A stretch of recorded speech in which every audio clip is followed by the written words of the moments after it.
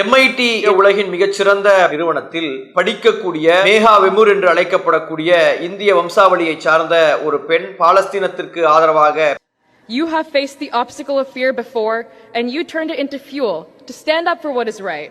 You showed the world that MIT wants a free Palestine. Last spring, MIT's undergraduate body and graduate student union voted overwhelmingly to cut ties with the genocidal Israeli military. You called for a permanent ceasefire in Gaza, and you stood in solidarity with the pro-Palestine activists on campus. The Israeli occupation forces are the only foreign military that MIT has research ties with. This means that Israel's assault on the Palestinian people is not only aided and abetted by our country, but our school.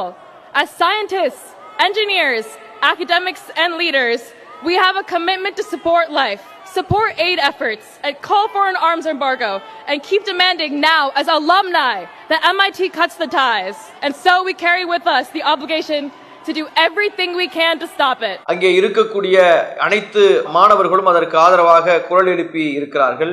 Free Palestine என்கின்ற ஒரு குரலை அவர் ஓங்கி ஒலித்திருக்கிறார்.